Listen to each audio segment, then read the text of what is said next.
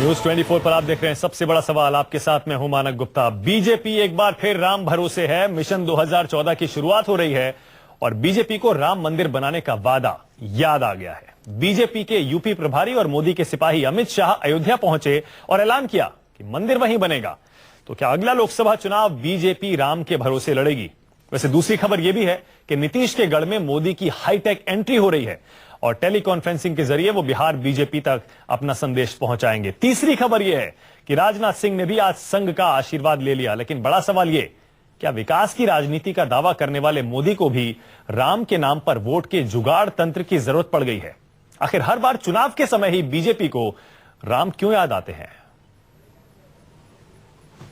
हम सब मिलकर जल्दी से जल्दी यहां भव्य राम मंदिर का निर्माण करें और रामलल्ला को अपने उचित स्थान पर विराजित करें। बीजेपी एक बार फिर राम की शरण में पहुंची है। आडवाणी की जगह अमित शाह है और बीजेपी की बयार को समझें तो अटल बिहारी वाजपेयी की जगह नरेंद्र मोदी है। सालों तक सुनसान पड़े रहे कारसेवकपुरम में फिर हलचल हुई है। मोदी के सुबह सालार अमित शाह ने यूपी में चुनाव अभियान की शुरुआत से पहले अयोध्या को चुना है और आते ही देखिए क्या ऐलान किया। दर्शन और पूजा अर्चन करके हमने मांग कि देश में जल्दी सुशासन शासन स्थापित हो और देश कांग्रेस से मुक्त हो, कि हम सब मिलकर जल्दी से जल्दी यहां भव्य राम मंदिर का निर्माण करें और रामलल्ला को अपने उचित स्थान पर विराजित करें। आखिर इस ऐलान की जरूरत क्यों पड़ी? आखिर क्यों बीजेपी को फिर राम याद आए? पार्टी वही है, राम भी वही, लेकिन वक्त 20 साल आगे आ गया है और नारा बुलंद करने वाले चेहरे भी नए हैं। तो क्या सालों के बाद राम को याद करने वाली बीजेपी को राम इस बार भी आसरा देंगे? पिछली पीढ़ी ने तो सीढ़ी बना दी थी, लेकिन राम मंदिर आंदोलन के लिए अपने आप को समर्पित करने वाली वो पीढ़ी इस बार भी क्या बीजेपी की बातों पर यकीन करेगी? फिलहाल इन 20 सालों में तो एक पूरी पीढ़ी जवान हो गई, पर सबसे बड़ा सवाल ये है कि क्या ये नई पीढ़ी 2014 में बीजेपी की सोच से इत्तेफाक रखती है? यानी जिस बात को लेकर जेडीयू और एनडीए के दूसरे दलों को आशंकाएं थीं, वही बात सामने आ रही है, यानी नरेंद्र मोदी और उनका हिंदुत्व का कार्ड। क्या मोदी राम मंदिर का मुद्दा ही प्रमुखता से उठाएंगे या बीजेपी पहले की तरह ढुलमुल रवैया अपनाए रहेगी?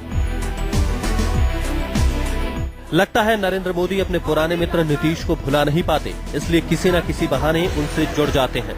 तभी तो मोदी ने चुनाव की धार तेज करते हुए बिहार के कार्यकर्ताओं को पहले तवज्जो दी है। नरेंद्र मोदी ही ऐसे व्यक्ति आरएसएस को दिखाई दे रहे हैं, उनके स्कूल के बहुत अच्छे विद्यार्थी रहे हैं, जो उनका जितना भी एजेंडा है उसको लागू करने की कोशिश करेंगे। तो आज उनके जो लेफ्टिनेंट हैं अमित शाह जी, उन्होंने पहले एजेंडा की तो घोषणा कर दी है और उसके बाद जो है इस तरह के टेक्निक के सहारे जो भी बचा कुछा था आम जनता से कि आमने सामने बात करने का जो एक सिलसिला था लोकतंत्र में, वो ये जो टेक्नोलॉजी का इस्तेमाल जो है शुरू हुआ है, इससे वो खत्म हो रहा है। मोदी बिहार के कार्यकर्ताओं को टेली कॉन्फ्रेंसिंग के जरिए राजनीति के गुर सिखाने वाले हैं। जेडीयू से अलग होने के बाद पहली बार इस तरह मोदी राज्य से जुड़ेंगे।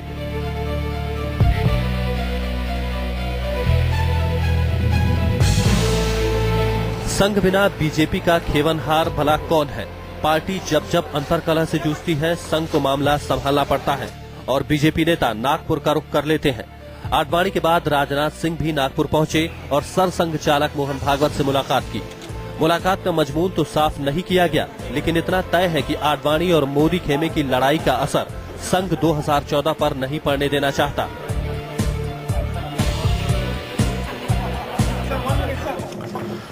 आज का सबसे बड़ा सवाल यही है, चुनाव के वक्त ही बीजेपी को राम क्यों याद आते हैं और क्या वाकई अब राम मंदिर का मुद्दा आम जनता पर कोई असर भी डालता है? चुनाव के लिहाज से अगर देखें तो बीजेपी क्या राम मंदिर के मुद्दे को अब भुनाने की स्थिति में है? इसी पर बातचीत करने के लिए हमारे साथ बीजेपी से संबित पात्रा हैं, समाजवादी पार्टी से बुक्कल नवाब साहब हैं, लखनऊ से हमारे साथ जुड़े हैं, और वरिष्ठ पत्रकार और राजनीतिक विश्लेषक प्रदीप सिंह जी यहां स्टूडियो में हैं। कांग्रेस से भी महाबल मिश्रा थोड़ी देर में जुड़ने वाले हैं। इनसे बातचीत करें उससे पहले आपको सुनवा देते हैं कि बीजेपी के राम नाम पर आज कांग्रेस ने कैसे चुटकी ली है, सुनिए। नहीं, कई बार इस इश्यू को उठाया है, उसके बाद सरकार भी बनाई है, और जब सरकार थी तब क्यों नहीं किया। और दूसरी बात यह है कि हम वो बातें कहें जिसका अधिकार हमको नहीं है।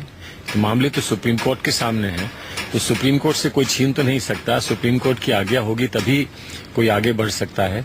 तो इसलिए हमारी आम जनता को इतना मासूम क्यों माना जा रहा है कि आम जनता के सामने पूरी बात ना रख के सिर्फ एक ऐसा पहलू रखा जाता है जिससे भावना को भड़काया जा सके या समझे कि भावना भड़कती है। सवाल बड़ा साफ है कि जब भी कोई भी चुनाव नजदीक आता है, और ये चुनाव तो अभी 1 साल इसमें पड़ा हुआ है, ये 3 मुद्दे हैं जो भारतीय जनता पार्टी के, उसको झाड़ पूंछ कर वो शेल्फ से उठा लाते हैं।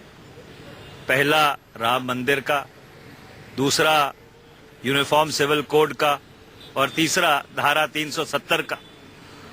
और जब चुनाव खत्म हो जाते हैं तो फिर वो किसी बंद अलमारी में आलोप हो जाते हैं। तो इसलिए ये जो लोगों को बहकाने की कोशिश वो पिछले 64 साल से करते रहे हैं इस मुल्क में सांप्रदायिकता फैलाकर, वो सांप्रदायिकता चलने वाली नहीं है। इस देश की जनता को बेवकूफ बनाने की प्रक्रिया चली हुई है। भगवान राम के नाम को बेच रहे हैं, चंदा उगाना चाहते हैं और चंदा उगा के खा जाना चाहते हैं। ये जो विवाद है अयोध्या का, इसके लिए या तो वार्ता से और या न्यायालय के निर्णय से ही कोई कदम आगे बढ़ाया जा सकता है। अगर अमित शाह जी उसके अलावा कोई तीसरा रास्ता ढूंढ रहे हैं तो वो सिर्फ उत्तर प्रदेश में सांप्रदायिकता फैलाना चाहते हैं, उत्तर प्रदेश की शांति को भंग करना चाहते हैं, उत्तर प्रदेश में एक ऐसा वातावरण बना देना चाहते हैं जिससे भारतीय जनता पार्टी को चुनावी लाभ हो। क्योंकि भारतीय जनता पार्टी मंदिर मस्जिद का कोई सवाल नहीं उसके सामने सिर्फ वोट का सवाल होता है, चुनाव का सवाल। प्रमोद तिवारी जी ने तो यहां तक कह दिया है कि अमित शाह की यूपी में एंट्री बैन होनी चाहिए। वाकई बहुत तीखा हमला है संबित पात्रा ये कांग्रेस का बीजेपी के ऊपर। मेरा पहला सवाल आपसे ये है कि जो कांग्रेस भी उठा रही है, चुनाव के समय ये क्यों रामलला हमेशा याद आते हैं? राम मंदिर बनना चाहिए, राम मंदिर बनना चाहिए। बाकी टाइम आपकी तरफ से कोई नहीं कहता है, चुनाव के टाइम हमेशा ऐसा हो जाता है। मैंने आपके चैनल के माध्यम से दिग्विजय सिंह जी का वो सुन रहा था बयान। उन्होंने कहा कि पैसा उगाही करते हैं, राम के नाम का चंदा। देखिए, मैं आपको एक बहुत इंपॉर्टेंट बात बताऊं, कम से कम हम राम के नाम का चंदा तो उगा रहे हैं, स्कैम का धंधा तो नहीं कर रहे हैं। हमारे पास राम है तो उनके पास स्कैम है। अब राम बड़ा है या स्कैम बड़ा है, ये तो देश देखेगी। चलिए ठीक है। और मुद्दे पे आकर मैं ये बताऊंगा, देखिए हमने कभी भी राम मंदिर वाला विषय कभी भी गौण नहीं किया था। 1989 में पालमपुर के कन्वेंशन में ये बता दिया गया था स्पष्ट रूप में कि भारतीय जनता पार्टी का कोर एजेंडा में से एक एजेंडा राम मंदिर सदैव रहेगा। और 98 से 2004 तक जब आपकी सरकार थी तब आपने क्या किया? वो कोएलिशन सरकार थी, आप भी जानते हैं, 24 पार्टियों की सरकार थी। स्वाभाविक रूप से जब 24 पार्टियों की कोएलिशन सरकार हो, मिलीभगत सरकार हो, तो मिनिमम एजेंडे पर ही काम होता है। अब बीजेपी किस बात का क्रेडिट लेना चाह रही है? हाईकोर्ट ने तो कह दिया, प्रदीप जी बताइए, हाईकोर्ट ने तो कह दिया तीनों में जमीन बांटी जाएगी, हिंदुओं को एक हिस्सा दिया गया है वहां मंदिर बनाने के लिए, तो वहां मंदिर बनी जाएगा। हाईकोर्ट ने कह दिया, सुप्रीम कोर्ट कह देगा तो मंदिर बन जाएगा। बीजेपी किस बात का क्रेडिट ले रही है? भव्य मंदिर बने। प्रदीप जी क्या लग रहा है आपको? देखिए, ये बड़ी मुश्किल है बीजेपी की किसी भी नेता के लिए कि अयोध्या जाएं तो क्या बोलें। अगर अयोध्या जाएं और रामलला के दर्शन करने न जाएं तो मुश्किल है कि भाई छोड़ दिया मुद्दा और अब तो दर्शन करने भी नहीं जाते। वहां जाकर अमित शाह से आप ये उम्मीद नहीं कर सकते कि वो कहेंगे कि अब मंदिर नहीं बनाएंगे। तो ये एक बड़ी स्वाभाविक प्रतिक्रिया है। बीजेपी की समस्या ये है कि अयोध्या आंदोलन के दौरान उसने जो प्रॉमिस किया, जो वायदा किया लोगों से, उस पर खरी नहीं उतरी। अब उसका खामियाजा उसको लगातार भुगतना पड़ेगा कि आपने एक वायदा किया, लोगों की अपेक्षा पर आप खरे नहीं उतरे। अब उस मुद्दे को लेकर अब तो मुद्दा अपने आप सॉल्व हो गया है, अपने आप सॉल्व होने जा रहा है। काफी हद तक सहमति बनी हुई है। मुस्लिम बहुत सारे लोग हैं, खुद कह चुके हैं कि हम जहां मानते हैं वहां मंदिर बनना चाहिए। हाईकोर्ट कह चुका है जमीन बांट दीजिए। हिंदुओं और मुसलमानों और एक और तीसरी पार्टी को जमीन दी थी, निर्मोही अखाड़ा को जमीन दी थी, तो उसमें कोई ऐसा विवाद नहीं है। तो बीजेपी क्रेडिट किस बात का लेना चाह रही है? लेकिन अहम सवाल कांग्रेस के प्रमोद तिवारी ने उठाया है। अमित शाह यूपी के लॉ एंड ऑर्डर को बिगाड़ रहे हैं। बुक्कल नवाब साहब, अमित शाह की एंट्री बैन होनी चाहिए। समाजवादी पार्टी की सरकार है, आप समाजवादी पार्टी के नेता हैं। बुक्कल नवाब साहब क्या कहेंगे? अमित शाह वाकई माहौल बिगाड़ रहे हैं यूपी का, बैन होना चाहिए उनका आना? देखिए, अमित शाह जी जो हैं, अगर वो यहाँ के ऊपर आए हैं और प्रभारी बनाए गए हैं, उसमें हमको किसी भी तरह का कोई इतराज नहीं है। हम लोग यूपी के, उत्तर प्रदेश के जितने भी लोग हैं उनका स्वागत करते हैं, उसमें हमें कोई परेशानी नहीं है। पार्टी का अपना निर्णय है, लेकिन वो यहाँ के ऊपर आकर आपके उत्तर प्रदेश के अंदर और जो ये 6 दिसंबर 1992 में जिस तरीके से ये सब जो भी हुआ है, उसी चीज को अगर आप फिर से भुनाना चाहते हैं और फिर से वही कार्य करना चाहते हैं। हमारे उत्तर प्रदेश के लोग जो है, एक भाईचारा हमारा बना हुआ है, एक दूसरे को चाहते हैं, एक दूसरे को प्यार करते हैं। ये सब जो है उत्तर प्रदेश के बाहर से लोग आते हैं जो यहाँ के ऊपर झगड़ा कराते हैं।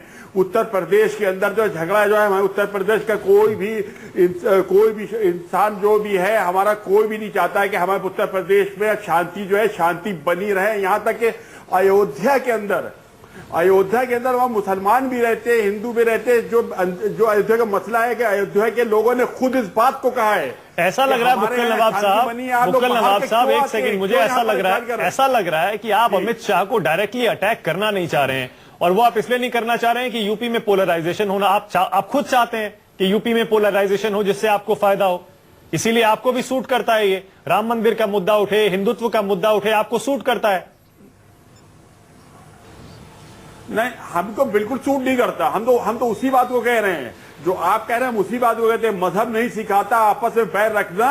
हिंदी है हम, वतन है हिंदुस्तान हमारा, हम भाईचारा रखना चाहते हैं, यहाँ के ऊपर आपस में मिलजुल के रहना चाहते हैं। तो आप क्यों नहीं बोलते अमित शाह के बारे में ये बात कि अगर वो माहौल बिगाड़ेंगे तो आप खुद कोशिश करेंगे, आपकी सरकार है वहां पर, कि उनकी एंट्री बैन हो, उनको बाहर कर दिया जाए? के माध्यम से यही कह रहे हैं,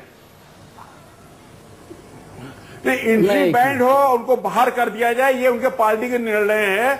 अगर वो किसी को अमित शाह की जगह को, हम तो उनकी पार्टी परिवार से, एक सेकंड बुक्कल साहब, आप पॉइंट मिस कर रहे हैं। उनकी पार्टी ने तो निर्णय ले लिया, उनको प्रभारी बना के भेज दिया। अगर वहां का लॉ एंड ऑर्डर बिगड़ रहा है, माहौल बिगड़ रहा है, तो आपकी पार्टी की, सरकार की जिम्मेदारी है। एक सेकंड रुकिए संबित पात्रा। देखिए, बड़े ध्यान से मैं सुन रहा था, बुक्कल साहब कह रहे थे कि बड़ी अमन शांति कायम है और जाके हमारे नेता वहां झगड़ा करा देते हैं। बताइए, जिस प्रकार से एक स्वर्ग के रूप के उन्होंने प्रदर्शित किया है यूपी में, आपके चैनल के माध्यम से और हर चैनल के माध्यम से हम देखते हैं रोज किस प्रकार यूपी में डंडे बरसाए जा रहे हैं, किस प्रकार का क्रिमिनल एटीट्यूड वहां व्याप्त हो गया है एसपी के राज के अंतर्गत, और वो बता रहे हैं झगड़ा कराने के लिए किसी और की आवश्यकता पड़ रही है। मुझे लगता है किसी को अगर अरब सागर में फेंकना है तो पहले इस सपा की सरकार को फेंकना है। दूसरा, एक और बहुत सार पिछले कुछ 1-1.25 साल में हमें सुनने को मिला, समाजवादी पार्टी की सरकार आने के बाद से इस बार बहुत दंगे हुए हैं जो शायद बहुजन समाज पार्टी के समय नहीं हुए थे। प्रदीप जी, एक ब्रेक लेना, ब्रेक से पहले आपसे कोई कमेंट। जैसे मैं कह रहा था, ऐसा लगता है समाजवादी पार्टी को भी सूट करता है कि बीजेपी के अमित शाह वहां पर आए, पोलराइजेशन हो, बीजेपी को जो फायदा हो, लेकिन एसपी का अपना फायदा होता है। नहीं माना, मुझे लगता है कि बुक्कल नवाब साहब जो बात कह रहे थे वो ठीक कह रहे हैं। इस समय कभी एक अयोध्या आंदोलन के समय बीजेपी और समाजवादी पार्टी दोनों को उस पोलराइजेशन से फायदा था। आज समाजवादी पार्टी डरी हुई है इस पोलराइजेशन से। उसको लगता है कि अगर पोलराइजेशन हुआ तो मुसलमान इन ब्लॉक कांग्रेस के साथ चला जाएगा, इसलिए वो पोलराइजेशन नहीं चाहते। आप देखिए अमित शाह के बारे में कांग्रेस जिस तरह से एग्रेसिव है, समाजवादी पार्टी नहीं है। मोदी के बारे में समझना चाह रहा हूं, ऐसा क्यों है? इसीलिए कि उनको डर है कि जब ये निर्णय का क्षण आएगा, लोगों को लगेगा कि बीजेपी को कौन हरा सकता है राष्ट्रीय स्तर पर। अगर बीजेपी को केंद्र में आने से रोकना है तो कांग्रेस एक विकल्प दिखाई देगा। तो इसलिए कांग्रेस चाहती है कि पोलराइजेशन हो। समाजवादी पार्टी इस समय नहीं चाहती। तो कोई दूसरा आ जाएगा, उसमें कौन सी बात है? वो मंदिर का उठाएगा, इनके पास कोई मुद्दा ही नहीं है। मंदिर के अलावा इनका वो मुद्दा है क्या?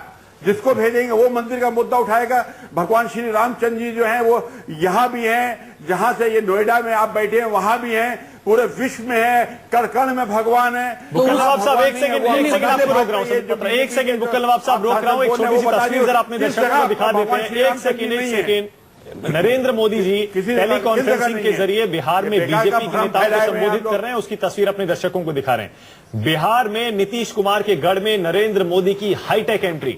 अब तक आपने देखा होगा ट्विटर पर या 3D कैंपेनिंग के जरिए नरेंद्र मोदी अपनी छवि कैसी बना चुके हैं। और देखिए बिहार गए नहीं है, लेकिन उसके बावजूद बिहार में नरेंद्र मोदी की एंट्री मानी जा रही है। बीजेपी के करीब 1500 कार्यकर्ताओं को, जिसमें बड़े छोटे सब नेता शामिल हैं, उनको टेलीकॉन्फ्रेंसिंग के जरिए नरेंद्र मोदी संबोधित कर रहे हैं। और ये देखिए बिहार में बीजेपी नेता कैसे ध्यान लगाकर मोदी के इस भाषण को सुन रहे हैं।